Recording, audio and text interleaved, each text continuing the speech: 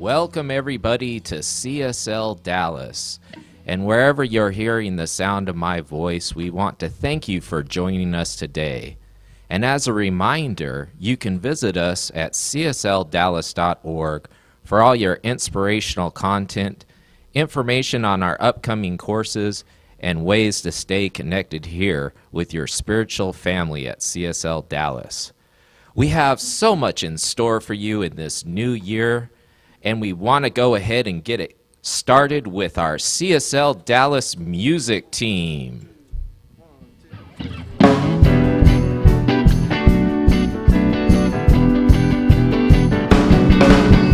All that I need comes to me. All that I need comes to me. The light of love and grace shines upon my face. All that I need comes to me. So I've been set free, I'm released. I've been set free, I'm released. The burden of my past has gone away at last. I've been set free, I'm relieved. Sweet rain that washes me clean. Sweet rain that washes me clean.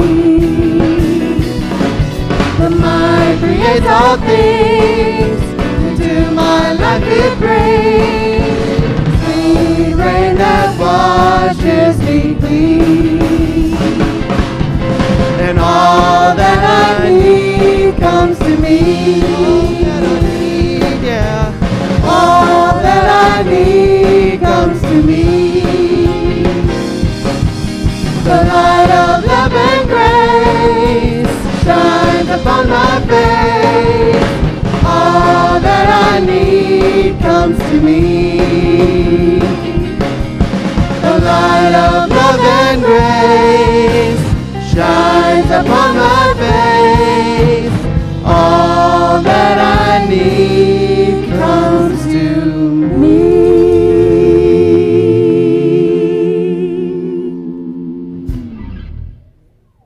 Good morning, CSL Dallas. Reason I didn't hear a response to that is that we are in the sanctuary today, and we are live streaming with you this morning.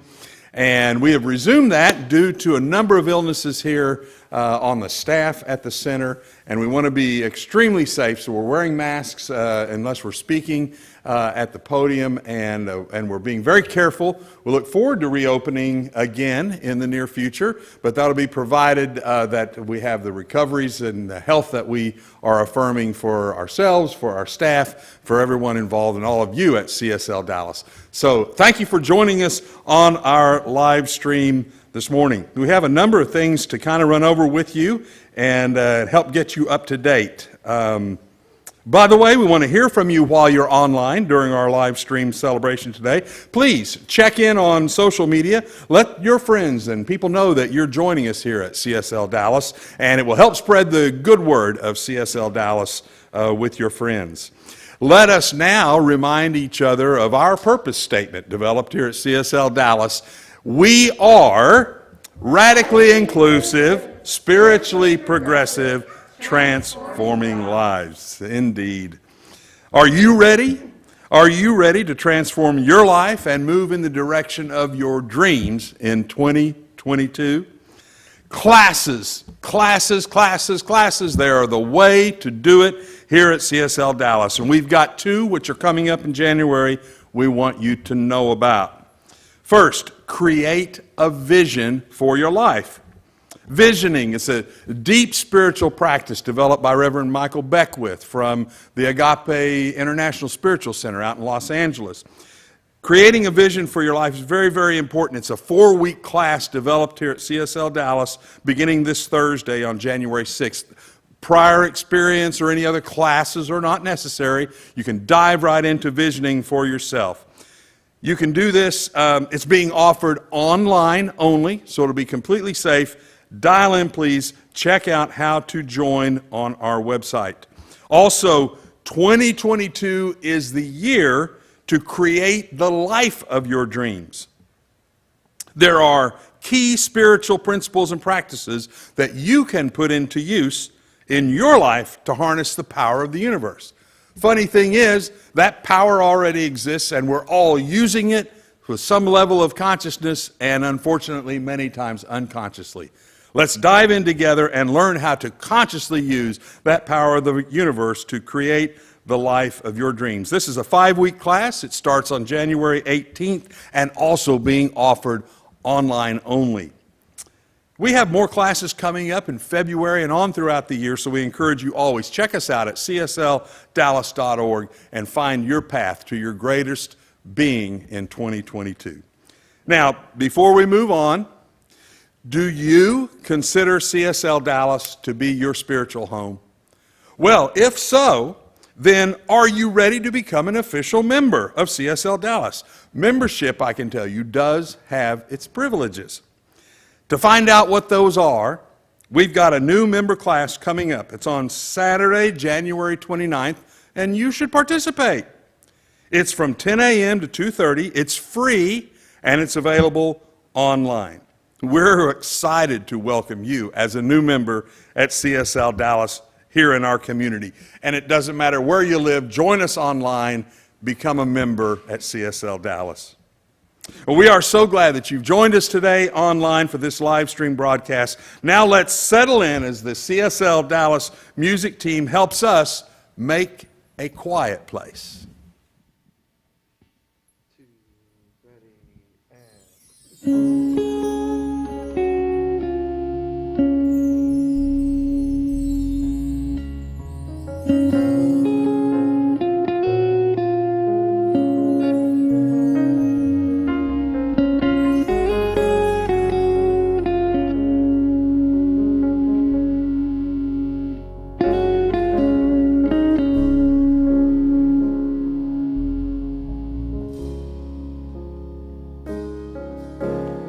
I will make a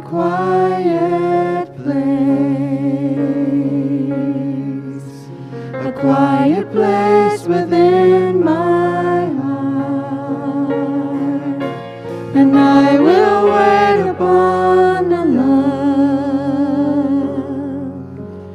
wait upon the love,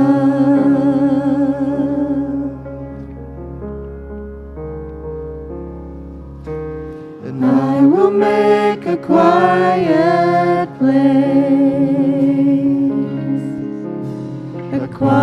place within my mind, and I will wait upon the love, wait upon the love.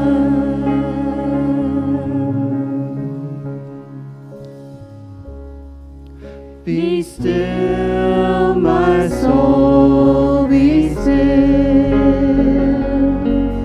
Be Be still, my soul, be still.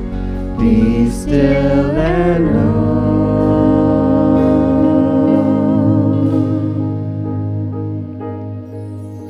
that I will make a quiet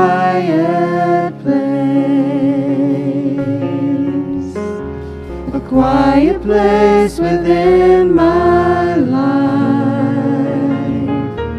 and I will wait upon the love, wait upon the love.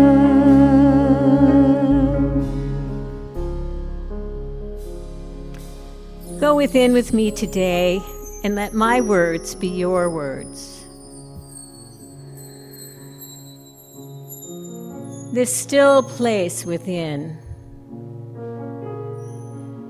As I look out and it's winter and the trees have no leaves, and in some places there's snow on the ground and it's quiet, what I recognize is that these trees, while they appear still, are teeming with life. The roots are reaching in to receive nutrients to prepare for the upcoming spring. The leaves are deteriorating and becoming mulch, which nurtures the soil to feed the roots, to fill the tree. So in the appearance of the silence, there is the fullness of life and love. And so today I know that there is only love. There is only life. There is only joy. And that fills my heart and my mind with peace and a sense of fulfillment, comfort, and goodness. And so knowing that this is true, I invite us all to open now and receive this amazing experience of the quietness and know that the love is there, right here, right now. And we affirm this together by saying, and so it is. Be still, my soul, be still.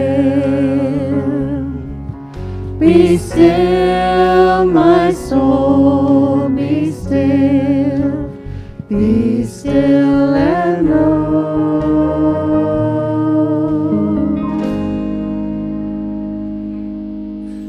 that I will make a quiet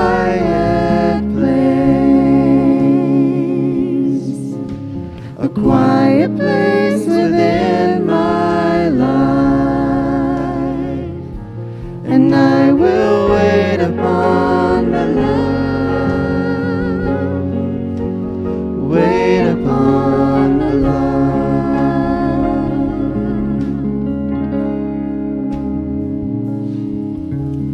I will make a quiet place. I will make a quiet place. I will make a quiet place.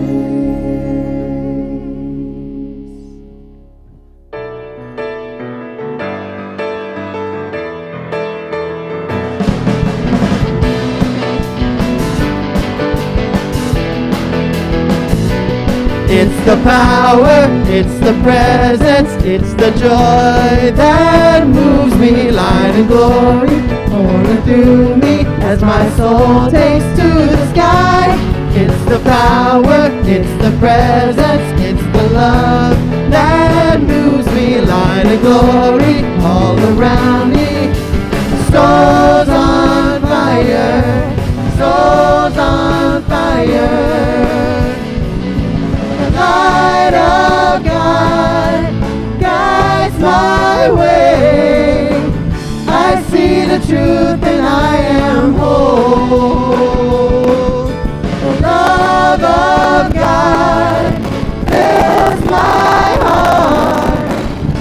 The power of God burns in my soul.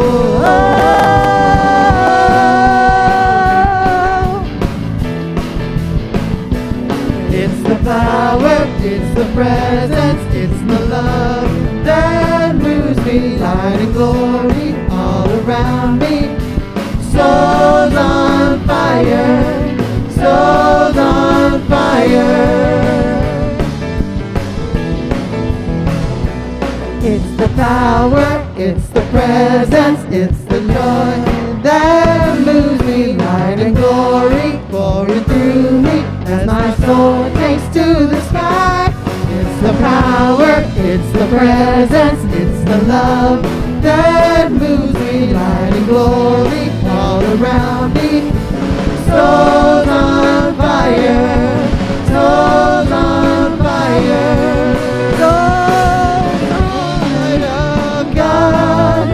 Guides my way. I see the truth and I am whole. I am whole. The love of God fills my heart. The power of God burns in my soul.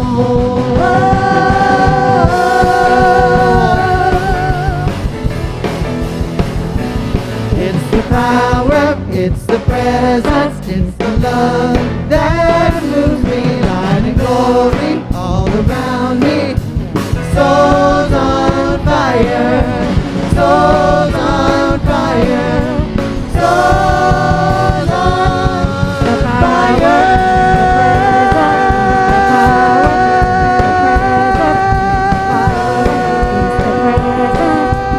Souls on fire.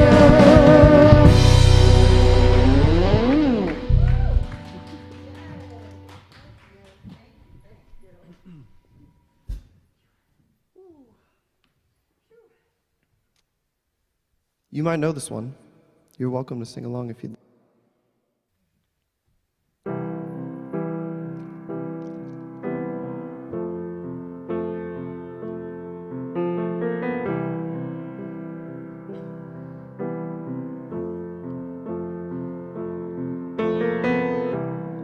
Imagine there's no heaven. It's easy if you try. No hell below us. Above us only sky. Imagine all the people living for today. You imagine there's no countries. It isn't hard to do.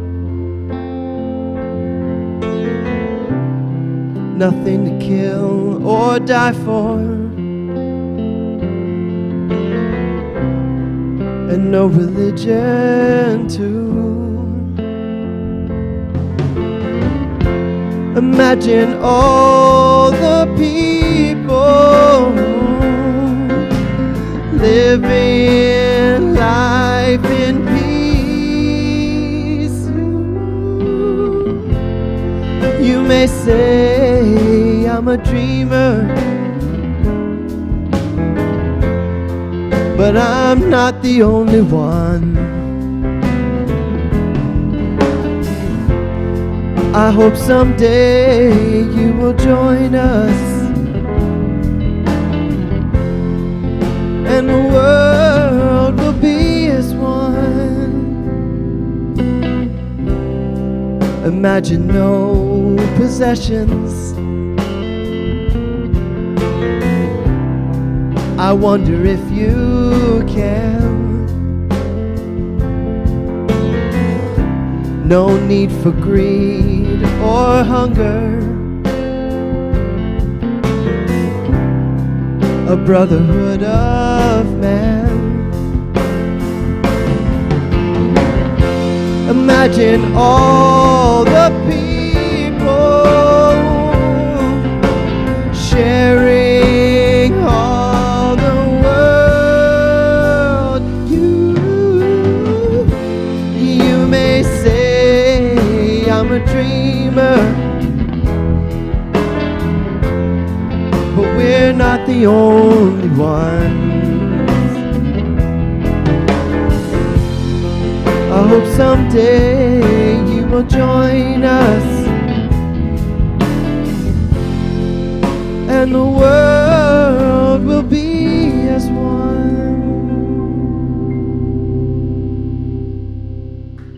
Yeah. Yay. Thank you, Kirby, Matt, Jonathan, and Brad. Thank you so much. Thank you, Perry and Faye. Oh, man. And thank you for those of you who have wandered in. You may not have realized that we're actually doing an online service only today because we have a lot of people out ill, but you are more than welcome. And we're delighted that you have come in to join us as well. Please don't be surprised if you don't get a lot of hugs. We'll do lots of virtual hugs when we are concluded with our celebration today. Kirby, thank you for doing a masterful job on a truly classic song, right? And what an extraordinary anthem that is. Oh, I get to take my mask off because I'm talking. Haha. Okay. What an extraordinary anthem that is, and opportunity for us to think about what we think about that. So,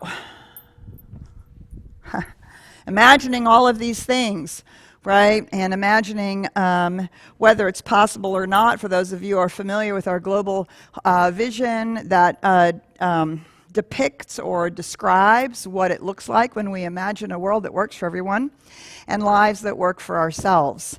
And boy, haven't we seen all the ways it doesn't work in the last 2 years, in the last 6 years. We've seen in the last 20 years evidence in all the ways that it doesn't work.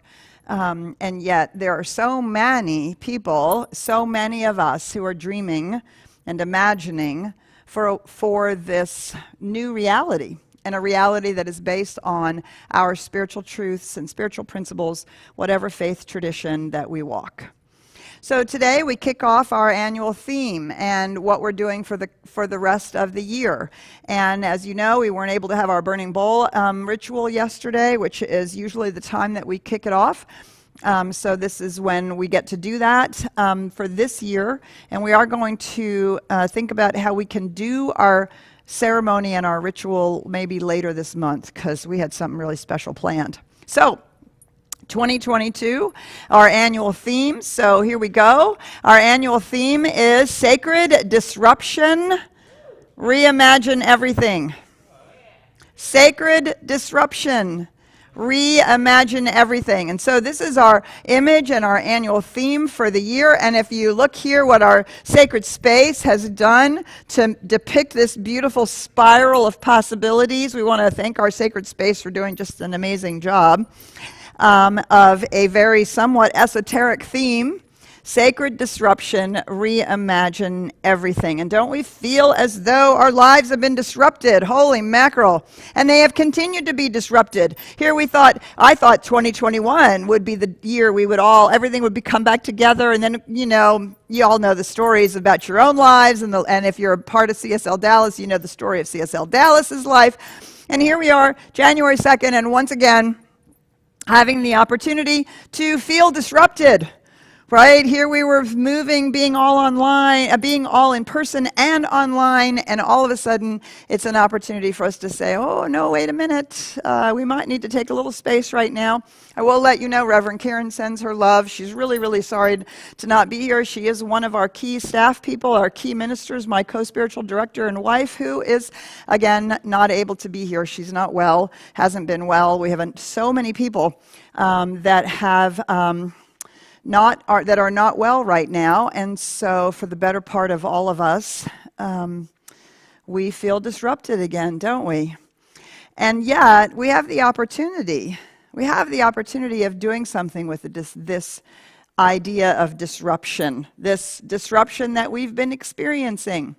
And as we talked about in our Sunday morning Science of Mind class, it's all about how we hold it, how we frame it, how we think about it, how we talk about it, and all of those, the way in which we take up our lives. And right now, the way in which we take up disruption. So, I'm going to start out by reading to you the part of the foreword of our book, The Science of Mind, on which is about the teachings, The Science of Mind. This foreword is written by Jean Houston, who is an amazing woman who is a futurist. She's a culturist. She's a depth psychologist, and she's been doing this work of cultural evolution for the last 30 or 40 years. I've had the opportunity of hearing her speak many, many times in many, many different venues. She's really an extraordinary woman. And she has written the foreword to the definitive edition of The Science of Mind, if that's the one that you guys have at home. And if you've never read it, well, first of all, I'm going to read part of it to you, but I do suggest that you go back and read it. So, this is a little bit long, and so if it's easier for you to listen to something that's a little bit long by closing your eyes, you can, or I just invite you to just let these words just kind of wash over you. And hear what it is that Jean is saying. This is a book and a teaching for the ages. It contains the distilled wisdom of many eras, many cultures, and one great soul.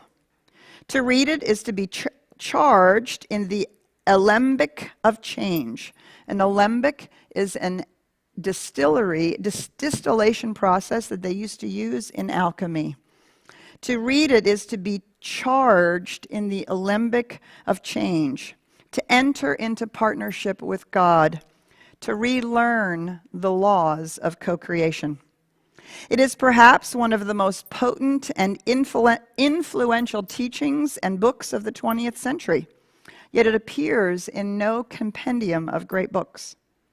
Its words have inspired countless millions, seeded the growth of spiritually innovative churches and philosophies, yet no university places it in its curriculum. In precise and powerful prose, it lays out the blueprint for the remaking of the mind and the reenactment of the world. Yet the architects of psychological and social forms know little about it. Perhaps this is as it should be. For it is the hidden manuscript, masterpiece, which must be discovered only when one is ready to enter upon the larger life. If I were to state the essence of the teaching of the science of mind, it would be that the highest God and the innermost God is one God. The core of each human being is the original creative genius of the universe. We are, therefore, the lensing of God stuff on earth, the focalization of eternity in time. I'm going to read those two sentences again. The core of each human being is the original creative genius of the universe. We are, therefore, the lensing of God stuff on earth, the focalization of eternity in time. Consciously or unconsciously, we direct the flow of universal mind into form. In homier terms, the cosmic engine is started, but we guide it in our own lives. This grants us tremendous power, and with it, the innate responsibility to make or break our world through the extraordinary working power of our own minds. Thus, the practical emphasis in the science of mind of schooling in the power of trained thought. So much of our ordinary thinking lapses into habitual patterns with little variation from one day to the next. Our lives mirror this and fall into serial monotony. I lost my place. I was so excited about what she wrote. Our lives mirror this and fall into serial monotony, interrupted by episodes of trouble, panic, and loss. We live then as limited, crippled versions of who and what we are, suffering the continuance of emotional plagues and toxic thoughts, and a world reflects this tragically. In contrast, the science of mind takes seriously the dictum of being recreated through the renewing of our minds, and not just our minds, but our bodies and souls as well. The power of second Genesis lies within us. But this means that we must agree to attune and orchestrate our thoughts and emotions toward higher purposes and creative ends. In this we have help, for Spirit assures that the lure of becoming is always calling, as is the incendiary vision of what we may be. We are limited only by concept and the refusal that comes from ignorance or laziness to remount the slope of thought. Yeah, right? This is what we're up to. This is what we're up to here at CSL Dallas. This is what we're up to this year with our theme, Sacred Disruption, Reimagine Everything. We have the opportunity right now in the midst of all of this chaos to harness the creativity that's available to create change and true transformation in our own lives and in the life of the world around us and in which we live. We have that opportunity. Or we can be in resistance. We can be in resistance to the technology we've had to use. We can be in resistance to the constant changes, to the uncertainty. We can be in resistance to the fear about the future. We can be in resistance to all that's going on. Or we can recognize that there is an enormous amount of creativity possible to us and through us as we make this disruption sacred. And we use it as an opportunity to reimagine everything. This is what we've been up to, but we have a glorious year right now in which we can dive into this in a whole new way. So over the course of January and over the course of the year, we're going to explore this theme in 4 parts. The first part is making the disruptions that we have, making them sacred. How can we make them sacred? How can we experience them differently than from resistance? And then another way in which we can take this up is to actually cause sacred disruption. To cause sacred disruption in our own lives and in the life we find ourselves living and in the life around us. We're also, a part of this is the reimagining part, which is our creative faculty, to really harness this amazing thing that we have called our creative imagination, and ultimately to use it with the universal laws and powers to make everything new. To not only reimagine it, but to make it new. We're going to be using as supporting material for this whole month of January, we're going to use the first 4 chapters, the introductory chapters in the book, The Science of Mind. The thing itself, what it does, how to use it, the way it works, and how to use it. Those 4 introductory chapters. So we'll be using supporting material during the month of January. Each week we'll be pulling supportive material out of the next chapter. So feel free to read along. Also, to remind you that we always put out a study guide. Every month we put out a study guide. And so these 4 pieces are kind of outlined in our study guide with some great study questions. And you can always get our study guide online from our website. And of course, we always send it out at the beginning of the month. So if you're not on our email news, you should be on our email news so that you can get the monthly study guide. Okay, so let's talk briefly about these 4 ways in which we can take up our theme, sacred disruption, reimagine everything. So the first one is the idea of making disruption sacred. So what this means to me is that we take the stuff of life, which wasn't exactly how I was going to say it. We take the stuff of life and we place it on the altar of consciousness. And when we place it on the altar of consciousness, we invite it to teach us something, to grow us in some way.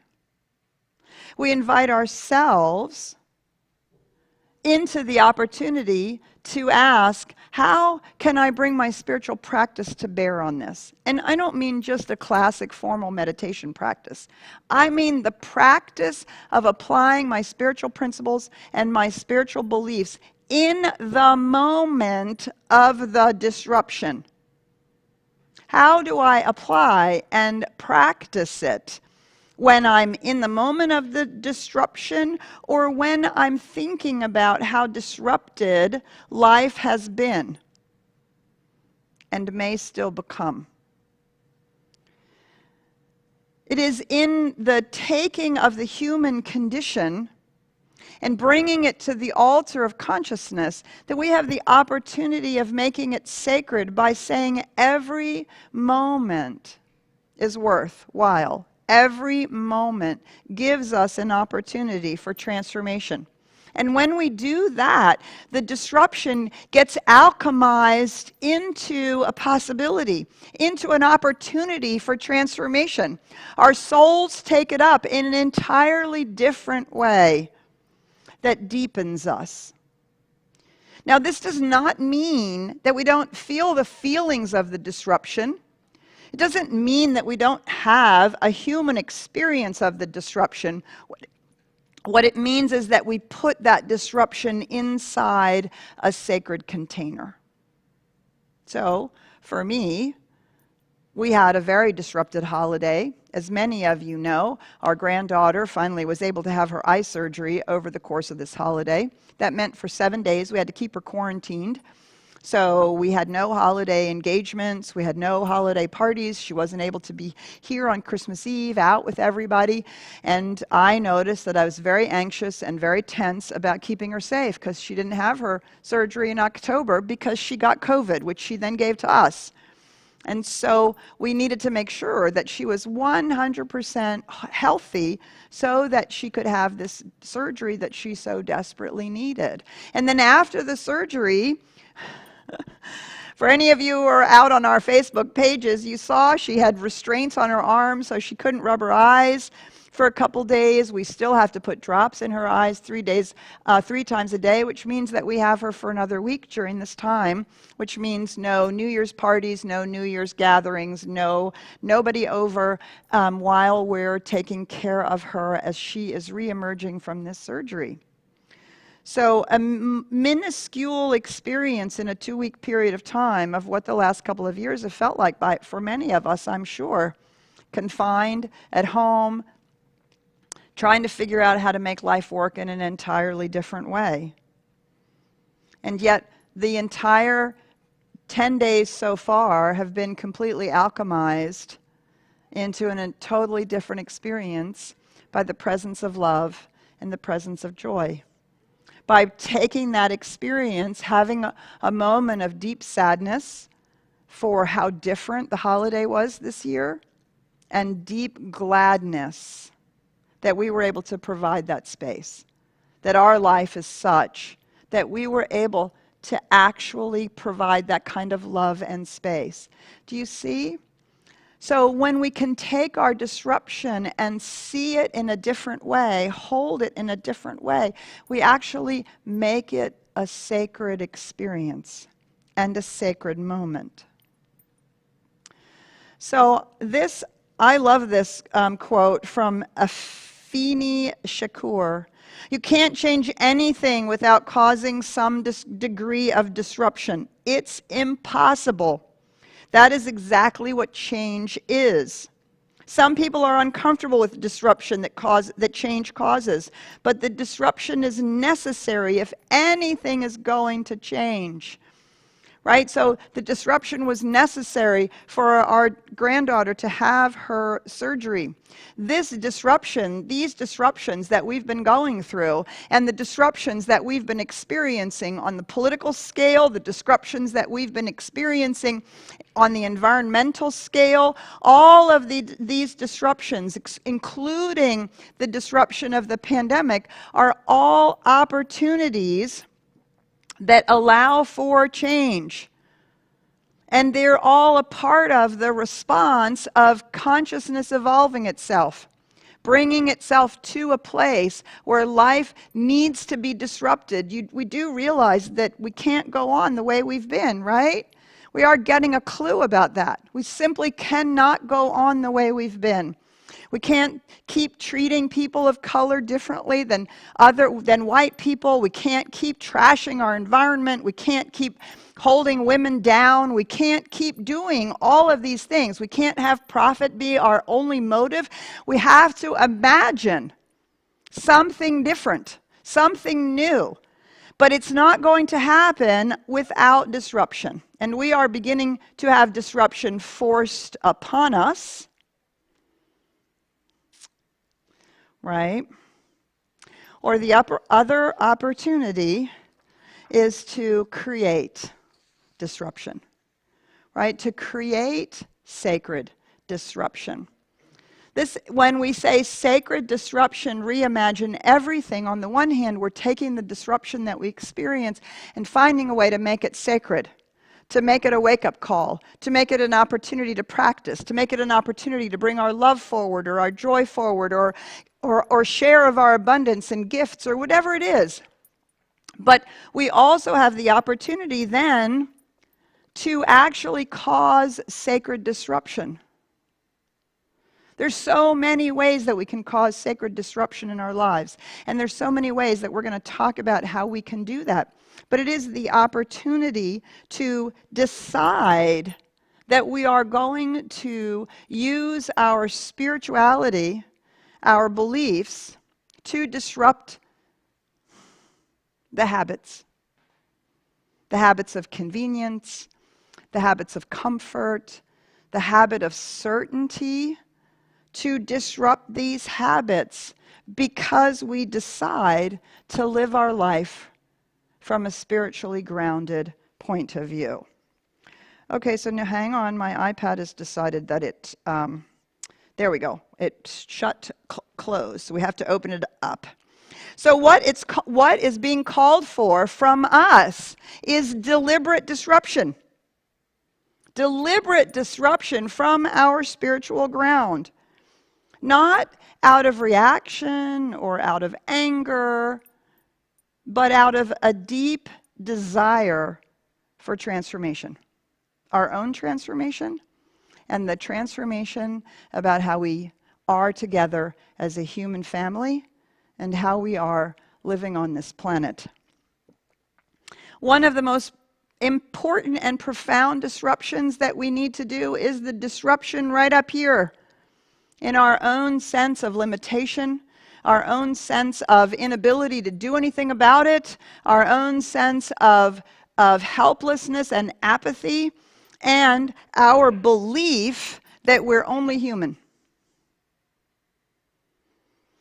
We want to fundamentally disrupt our understanding of the nature of reality and who we are.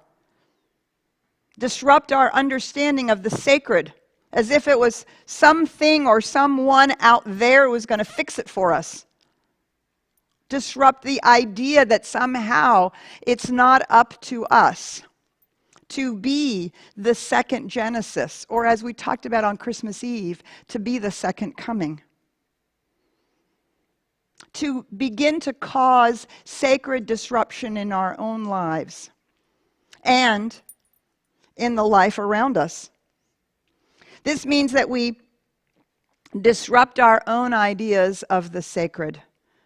We disrupt our own ideas of the sacred in a really profound way. Start reading some of the books on consciousness. Start reading some of the books on science and spirituality. Start seeing an entirely new way, which the science of mind has been teaching now for almost 100 years.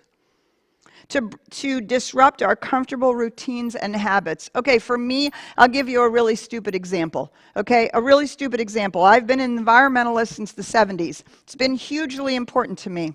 And yet I still behaved in many, many ways like a consumer in every possible way that you can imagine, right? And every once in a while I would say, oh, I have to live a little more simply, I have to have a little more simple life, but yeah, not so much. Because like everybody else, I wanted to have an abundant and prosperous life, and I wanted to show that off.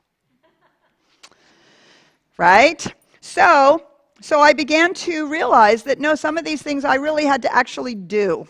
So the very first thing I decided, which was a lot of the conversation around me, was this whole thing about plastic bags, right? Remember when all that started, all the conversation, well, the conversation about plastic, which obviously has only gotten worse, and the conversation about plastic bags. Well, in Europe, where you travel in Europe, they don't give you bags when you go shopping. You bring your own bag. They've been doing this forever. And they've never started using plastic bags. And so when I travel to Europe, I always carry a bag, but here, mm-mm. And so I thought, okay, I'm going to start carrying bags in my car. Well, the very first year I did that, I probably took my bags into the grocery store, or maybe 4 times, maybe 5 times, right? Because I kept forgetting them. I kept, I'll get them next time. Get them next time, right? But rather than beating ourselves up for those kinds of things, right? I just kept saying, no, I am going to use my reusable bag. So I then put them on the seat next to me so I couldn't miss them. I started using them more and more often.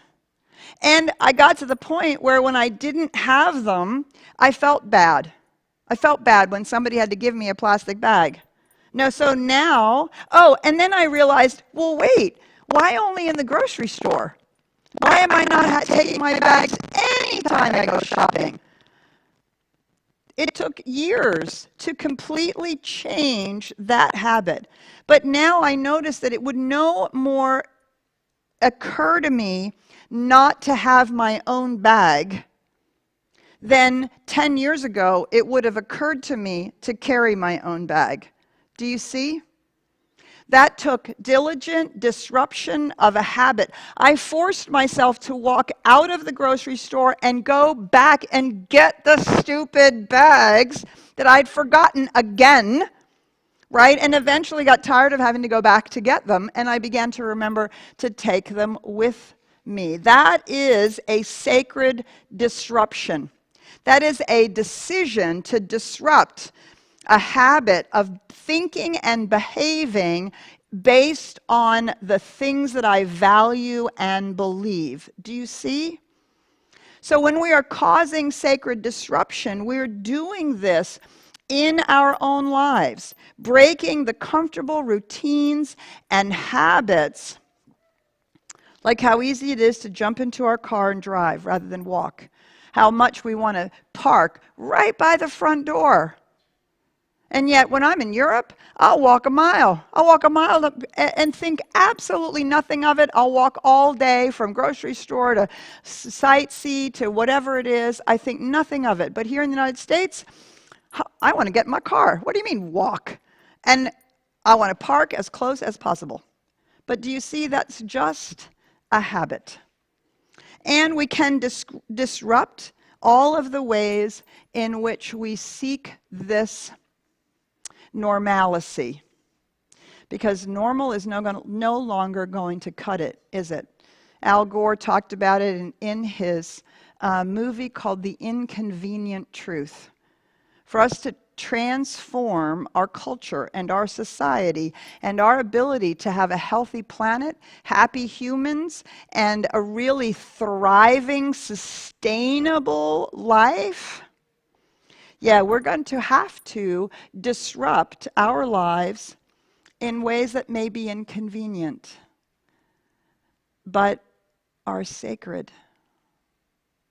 grounded in our spiritual principles and our spiritual truths. Alicia Garza says this: every successful social movement in this country's history has used disruption as a strategy to fight for social change. Whether it was the Boston Tea Party to the sit-ins at lunch counters throughout the South, no change has been won without disruptive action. We do have to disrupt the action around us. There's no question about it. We have to find ways to do that. But we have to start with ourselves. We can't just point our finger at other people who need to be doing it differently. We have to decide to do the sacred act of disrupting things in our life that are not in alignment with the beliefs and the values that we have of this one deep truth. The highest God and the innermost God is one God. The highest life and the innermost life, the highest spirit and the innermost spirit, the highest sense of the universal and the innermost sense of the universal is one. And when we recognize our relationship with this out here as part of who we are and what we are, do you see the disruption that we do becomes a sacred act out of our spiritual truth?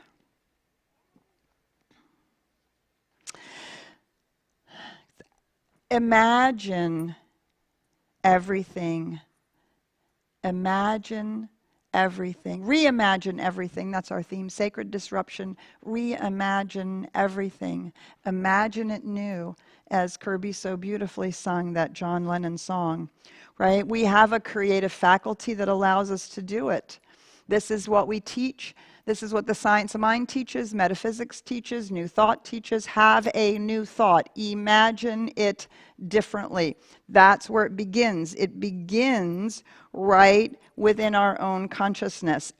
And we imagine it so vividly that it becomes real to us. It's not just that intention. It's not just a wishful thinking or a nice idea. Or wouldn't it be nice if everybody got along? Right? No, it's the creative faculty of actually reimagining it. Not just remembering how it's been or thinking about how we hope it might be, but to imagine it in a deliberate and concrete way.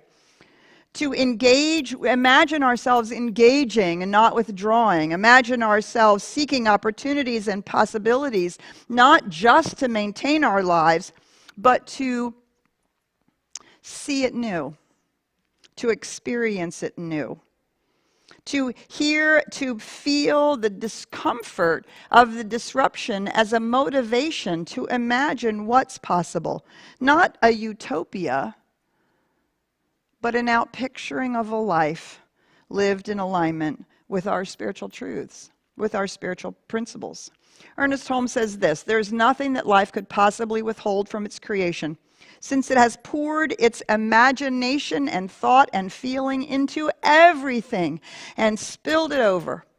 The ocean of life is forever flowing, and our moving into alignment with this truth." Oh. And he goes on to say this: "We should grow into the understanding that spirit responds to us and becomes more conscious of its presence within us. It is the very breath of our breath, the imagination back of our word. It is the creative power in our thought and the law and energy that executes that thought." It's right where we are. It's right where we are. It's right who we are. We already have the faculty that we need. We already have it. I don't know about you. I tend to use my imagination. I reimagine actually catastrophes. I can imagine easily if the whole thing running off the rails. I can imagine how many ways my son can get hurt, my granddaughter can get hurt. I can imagine how many ways life cannot work out. I am really good at that.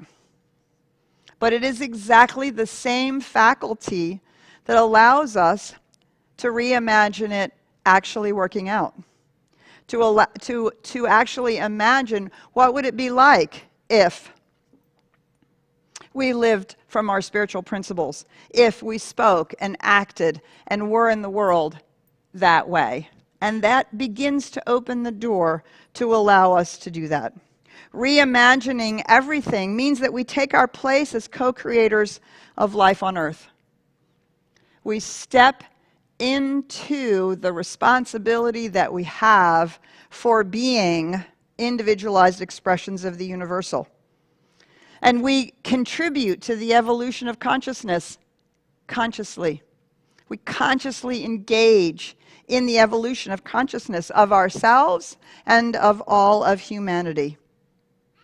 It occurred to me in talking about this and thinking about this that so often when we think about imagining something new or reimagining it, really all we're thinking about is improving it. No. Improving it is not a disruption. Right? Improvement is not a disruption. It's just more, a little better, on the same track. No, reimagining means it's a disruption, something new, to be reimagined. Remember that we said last year sometime we began really talking about the difference between change and transformation, right? Change, you can change back. You can go down the road, make a few changes, do some improvements, and then you can change back. You can stop going to the gym, you can stop saying your affirmations, you can stop meditating, you can stop, right? You can change back. Transformation is total. The butterfly's never going to go back into the chrysalis and become a caterpillar again. Transformation is irreversible, it's total, and it is a complete disruption. Something completely new and different. Ernest Holmes says this, in all the kingdoms that exist, in all the planes that exist, and deep within the self, hidden and yet felt, there is a high priest, a high priestess, ready to conduct us to the sacred and secret chamber of the self, where universal spirit and we are one. The search for union passes into the realization that we are not just with or in, but that we are of universal spirit. One with or in, in implies separation. The great realization is that we are of that which is. We are some part of it, that great, infinite, universal whole. We are one of it. We are the infinite making itself known in the world as individuals. This is what we're up to.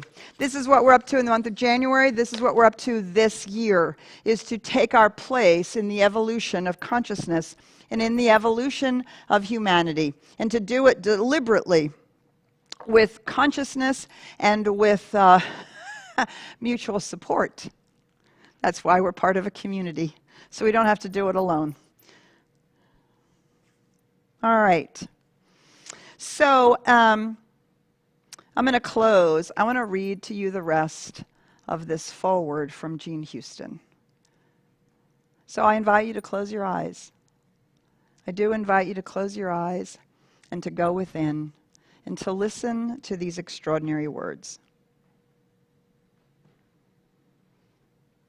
The science of mind gives us the passion for a new possibility, along with precise and clear directions for building a new matrix of mind and manifestation. It shows us how to activate the constructive imagination and how to hold in thought and feeling the intention and energy for healing, for wholing, and for co-creation. It shows us how to stop boring God by waking up to the fact that we are here in God's school to learn the principles of world making and the evolving of self and society. Evolution is seen to follow involution, wherein we discover that our minds are stargates. Our bodies celled of mysteries that give us keys to the emerging phase of our own existence. Holmes and the Science of Mind were one of the first to direct us to what is to be found in the vast ecology of inner space. In this scope of understanding and application, it anticipates and prepares the field for the revolution in mind and brain research that was to come. The patterns of an emerging sacred psychology are offered in the knowing that as we go within, we can access the depth structures of our being and build bridges to the great archetypical realm wherein lie the dynamic designs that form and reform our reality. The Science of Mind shows us how to be active and creative citizens in a universe and innerverse richer than all previous imaginings.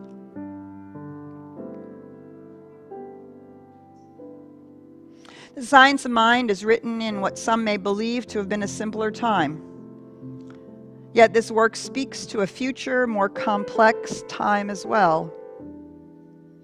And although Holmes's use of language belongs to the 20s and 30s, the ideas expressed remain larger than the constraint of words and even more relevant to today's necessities. Holmes and the Science of Mind seem to anticipate the world of a new millennium with its compounding of factors unique to human experience.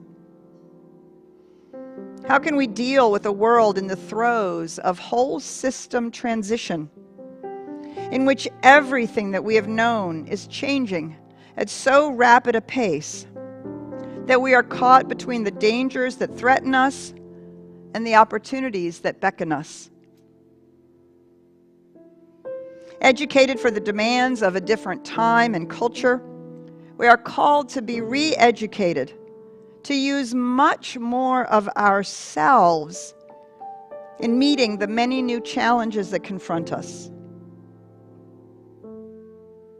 We have no choice then to democratize greatness and utilize the whole continuum of human and divine potential. The Science of Mind says that this is not only possible, it is what is expected of us. Indeed, it is that for which we have been created.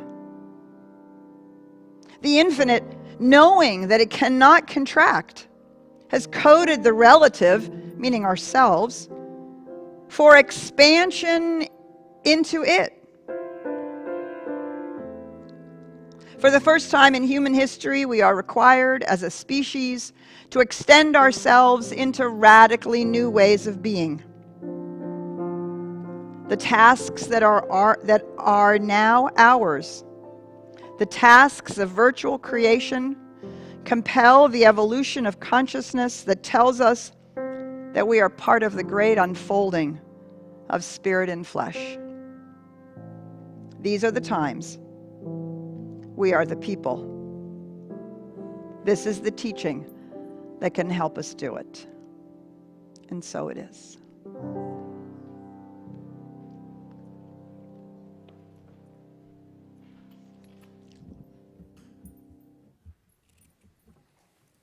Well, hello again. It's Joe Tinker, your platform assistant, back with you at CSLDallas. Thank you, Reverend Petra.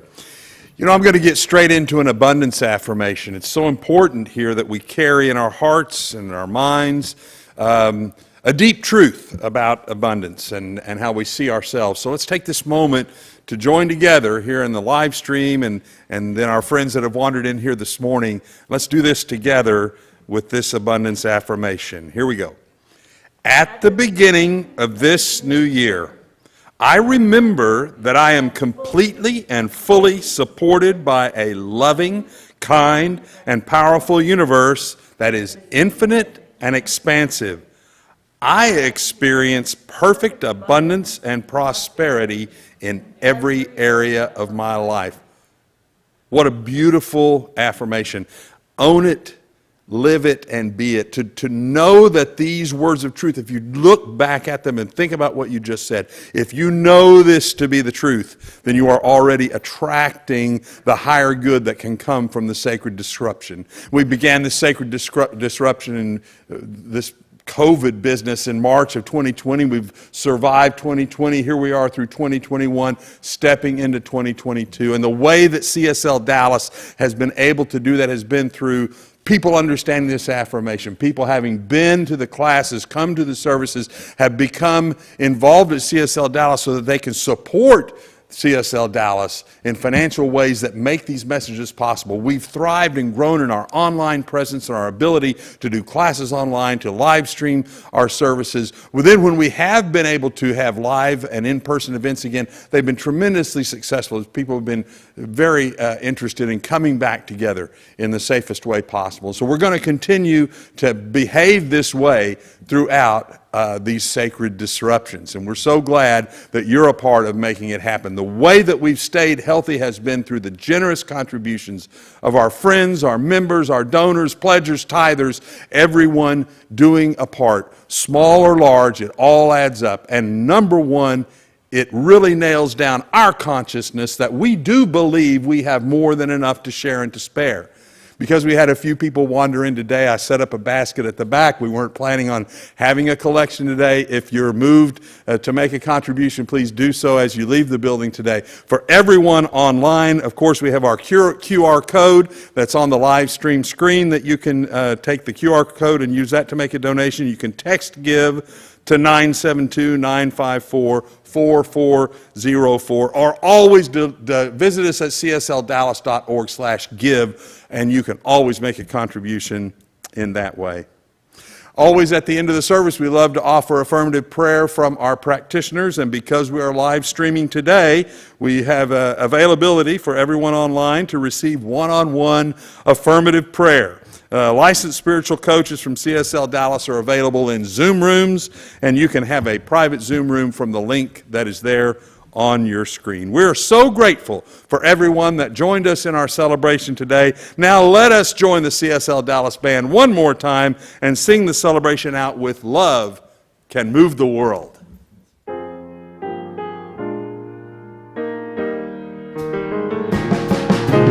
Love can move the world